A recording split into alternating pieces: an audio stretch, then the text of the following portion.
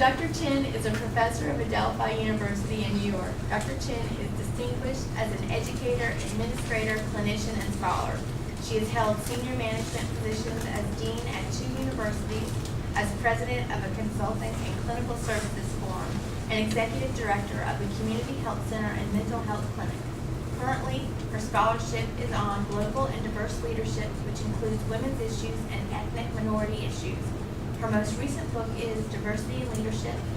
She is a Fulbright specialist on gender and leadership studies. For many years, she has trained psychologists and healthcare professionals in the diagnosis and treatment of mental health problems in community healthcare delivery systems and in academia. She has played a major role in the development of culturally competent training curricula and service delivery models for diverse populations. In 2016, she will be President, Internal Psychology Division 52, APA, and Chair-elect of the Council Leadership Team of the American Psychological Association and Council Representative of New York State Psychological Association. In these roles, she has promoted coalition building and advocacy to implement national policy on psychology, mental health, and substance abuse, women's issues, and access to care and health disparities. And with that, I turn it over to Dr. Chin. Thank you. First, I am the Council Leadership Chair-elect for the American Psychological Association Council of Representatives. But I want to make a disclaimer in that I am here not in that role. What I say does not reflect the position of CFT or APA. It's my own. And so it's important to have that stated for many reasons. Also, I'd like to congratulate the team that put this together. I think we did outstanding work in organizing it and outstanding presentation and really reading the Hoffman report and coming up with its facts and issues. So I really commend you on the big work. I'm going to address my comments to 3 areas. Essentially, I will focus on issues, not people. And I will talk about what happened, what we learned, and what we should do. Based on current issues that is going on within APA. But first, let me talk about, to familiarize those of you who are not, a few factual information about APA itself. APA is clearly one of the largest psychological organization probably in the world. Certainly the only one in the country representing psychologists.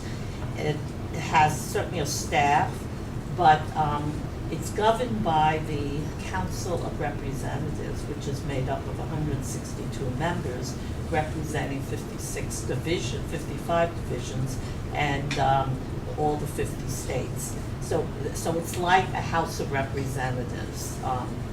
And there is a board of directors, who is responsible for, and then there's a council leadership team, which is a new governance structure to facilitate the work of council.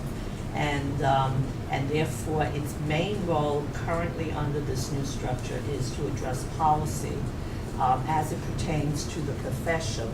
And the board of directors' role has been shifted to address issues related to the association and the business of APA.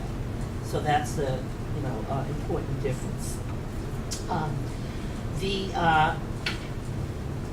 Let's see. There are a couple of comments in the presentations I just want to address that I think are important to make note of. One is the charge. The Hoffman report, I think the charge and the specific question that was asked of Hoffman was that did APA collude with the CIA and the Department of Defense to support torture vis-a-vis the Bush administration? Okay. We want to be very clear about that. That was the explicit charge. The conclusions, I think you well stated it, that there was finding, first CIA was out of the picture by the time Pence and Hoffman, Pence came in. And while there was support for collusion, it was not to support torture, it was to curry favor, as you mentioned. The second point of information, you referenced the Geneva Convention. And I think that's a very important issue with regard to what happened in terms of ethics. Because the decision that the Penns decided was that we follow the U.S. Constitution, U.S. law, not international law.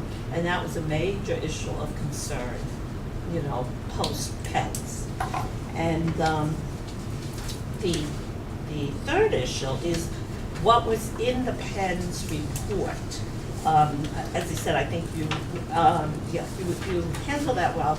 But the words that I want you to keep in mind that were the critical words was the role of psychologists. The purpose is to ensure that interrogations would be safe, legal, ethical, and effective.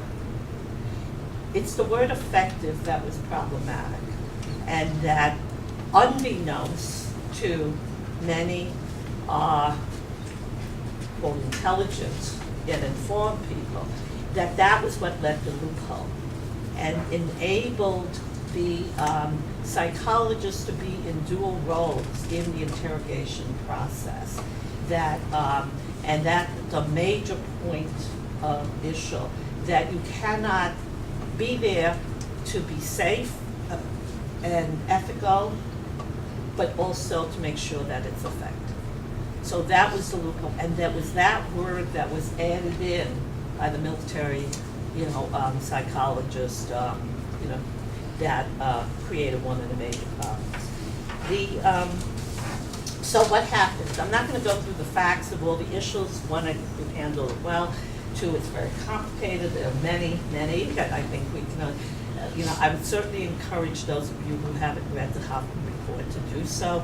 I think the team, who pulled this together did an outstanding job, because it's 1,000 pages, and then 1,000 appendices and so on. And that, so what happened? I think this is where, one, that following the release of the Hoffman report, there was a fear, I will emphasize, not on the individuals, but within the American Psychological Association and the leaders, the staff, as well as APA council representatives, the board of directors. Many people were named in the report, and you named, a number of them, was the issue of the feeling of a betrayal of trust that was experienced by many of the leaders, because you talked about unknowing, Now, some people say you should have asked questions, but the thing is that if you understand the council and many of the groups, you're talking about 162 members to try to govern I don't know how many millions, dollar organization. You can't possibly know, and everybody's a volunteer. So you can't possibly know all this stuff that goes on, and you rely heavily on staff to staff the meetings and to staff the committees. So some of the things that happened was, why weren't we told? Why weren't people told? And I think the dismay by some of the people named, and others, even those who weren't named, the feeling of there was a betrayal, because some things should not have happened that did. The second is the major violations of the ethical code, the APA ethical code, in the do no harm, that detainees were in fact harmed, not directly, because Mitchell and, what's the other guy? Jessup. Yeah, Jessup. They are psychologists, but they had resigned from the APA, following these questions and so on. And they made millions of dollars, in their contracts. But there was not a financial benefit that was found to either APA, not directly. Certainly it's one of the VA is one of the biggest major employers, but like Steve Beneke, who did that training, received some money, but he turned it over to APA, so that he did not financially gain them. And this is neither to defend him nor accuse him, but just as a matter of fact. So the issues are much more ethical in nature. There was a major violation, one of the do no harm, and secondly, in terms of conflicts of interest. There were major conflicts of interest that, I am chair of, I was going to put that later, but I'll mention that now. As I am chair of the conflict of interest work group for, this is part of what we are doing, is that since the report, there was some work group, it's called independent review is what the Hoffman report is called. So, and there were resolutions that were passed to create some work groups. One is the Ethics Commission, to revise the ethics code vis-a-vis some of the things that happened. And the second was the conflict of interest work group. I'm chair of that work group, and Steve Reisner is on that committee with me. And what we have put together is something that will have to be passed through council and get vetted by legal counsel, as well as all the boards and committees. This is how policy gets developed, is we have created a statement of principles about conflict of interest, as well as a decision-making model for what to do to identify and to adjudicate, conflicts of interest should they arise.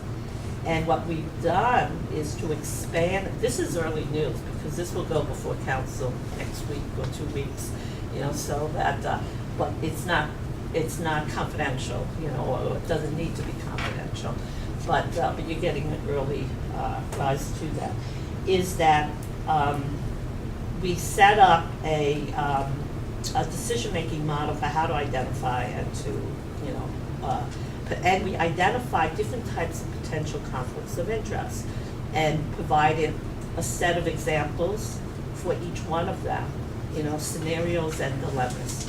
So that is partly that omission of that casebook that was, that you talked about, that did not happen. And those examples. But what we also identified in the conflicts of interest that represents the fact that there are current conflict of interest within APA and many associations focus on fiduciary responsibility that has to do more with financial conflict. You're going to make money on this. So what we've extended it to do is to identify status benefits, cross-organizational benefits. You're CEO of organization A, and then you're sitting on the board of organization B. Something comes up that's going to affect organization A. That's a conflict of interest if you have to decide. So we expanded to do that. All of this, and I won't go into all of it because time and so on, but that the importance of beginning to expand what to do so that such will not happen again. Because I think that's the key for those of you, students and all, is that this is major for the profession. It is the biggest thing that's happened in the 21st century for psychology and for APA, and it has to do with ethics. And that therefore, that question is one that you should think about, not only with regard to research, and not only with regard to policy or participating in associations, but in terms of practice and everything else. The second issue is that of the duty of loyalty and the responsibility to act in the interest, that if you're on a board, your responsibility is to act in the interest of APA, if you're on that board, over that of other organizations. That is the Department of Defense, and that's what did not happen. And then lastly, was the organizational interest of APA.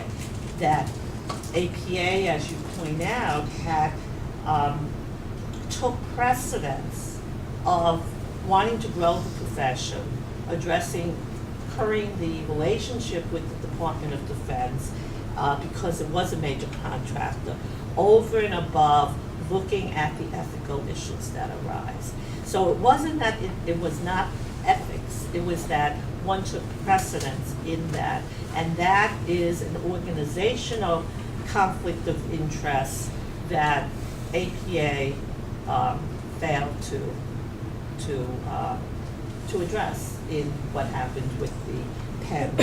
So that hindsight, obviously is 2020. We know a lot more now that we did not know then, and that many people, that's why Zimbardo's work, in terms of, is it a bad apple or is it a bad barrel, and is very key to that. There are many issues about, from a social psychology standpoint, that predict or illustrate how people have behaved and what happened. And I think there's a lot for us to learn from that. And but most important, it is the issues of strengthening the ethics code and addressing the conflicts of interest. So that what to do is that in August of 2015, post Hoffman, is that the APA Council of Representatives passed the resolution, and that was significant. It reversed essentially after 10 years, the Penn's report in banning psychologists from working in military interrogation settings. And it created 7 IR, independent review motions and work groups to establish the organization's structure and procedures about how do we do business now. And so it was a eye-opener, it was a consciousness raising, and it was a recognition of we must do something. There are many views of which may be represented on the panel here, of which I'm not going to get into that, but essentially that everyone uniformly, the vote passed almost unanimously, and to do this. And there's ongoing discussion in listservs and divisions to address the dilemmas that have been raised by the report. So that, but let me identify some of the issues about the work groups, because I think they're important things to go forward and important things for all of you to be thinking about in terms of the major issues. So I mentioned the conflict of interest work group and the ethics commission, that we do need to look at, how do we strengthen the issue of the ethics, and how do we expand the conflicts of interest. Just let me add one other thing is, most conflicts of interest in any association, not just the APA, is you self-identify. In other words, you declare whether or not you have one, and it's up to you to define it. Well, the Hoffman report really shows us that that's not sufficient, because people did not do that. And therefore, what we're recommending is that, yes, you should self-identify, but what if someone does not and you see it? To have a process for that. And what happens if it doesn't get declared and you see a conflict of interest happen after the fact? What do you do? So I think that's what. The other is the system of checks and balances. As I said, the issue of the betrayal of trust felt by so many because they relied on and depended on people to staff, to do the work. Like you mentioned Olivia Moorhead Slaughter, she was chair of the Penn's task force, but Steve Beneke wrote all the memos for her because she believed he had the information, and and again, I'm not defending her, but the fact is that is so common on many volunteer boards and so on. So if you become on boards and committees, whether it's APA or anything else, you need to realize your fiduciary responsibility, and you will rely on staff to do the kinds of things, but you need to begin to think about, are there checks and balances in place so that information that should come through does, and that So the Hoffman report talked about, you talked about unknowing consultants. Well, that's one other aspect.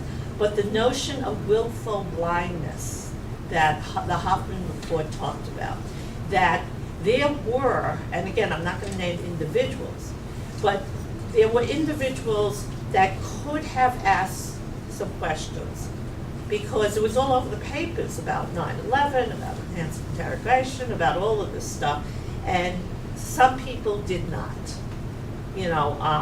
so that the notion of willful blindness was a very important one. And what Hoffman said, to counsel was that it's not up to him to recommend what our ethics are.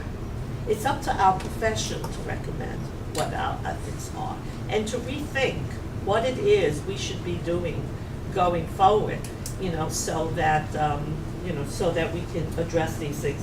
So the system of checks and balances, is important, the oversight of all officers and staff, to make sure it's not a matter of trust, it's a matter of checks and balances to make sure that someone does not, or that there are questions raised when these things happen.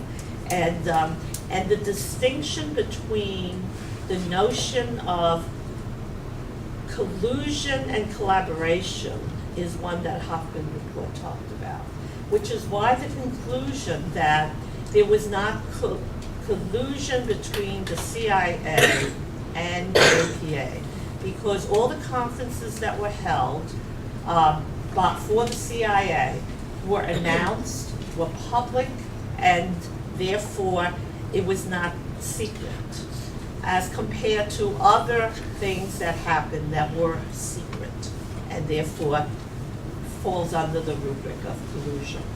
And there is in place an amendment to that essentially one of the things that came out, the August meeting was a very intense one, not only because of the emotion and everything going on, but the press was all over the place. And but that the key statement was, we need to reset our moral compass, we as APA and we as psychologists.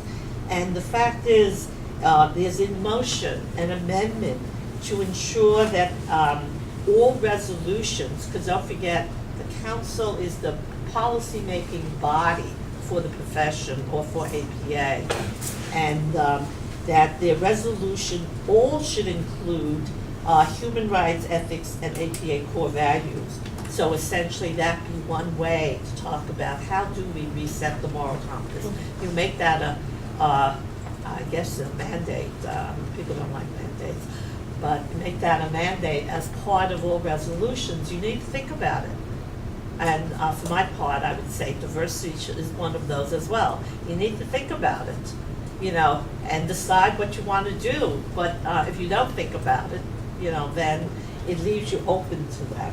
And then the second is the inclusion of ethics. These are all recommendations, and but they've been resolutions that were made. It's not enough to have the resolution, because as I said, the August 2015 resolution is a major decision. But that's not good enough, because it would not change the ethics code. So that's why you have to have an ethics commission to change the code. And that's why these resolutions are important, because then you put it in to make it operational. And so the inclusion of, there is a new strategic plan that's coming up for APA, as for Adelphi. And the issue of making the inclusion of ethics, human rights, and social justice front and center in that strategic plan.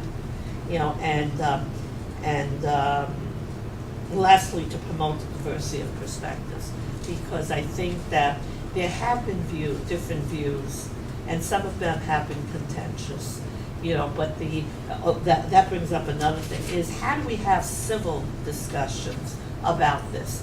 Because there's a lot of passion about human rights and so on, but we need civil discussions that we're not attacking people, we are attacking issues, and that to come together and to enable and promote that diversity of perspectives come through.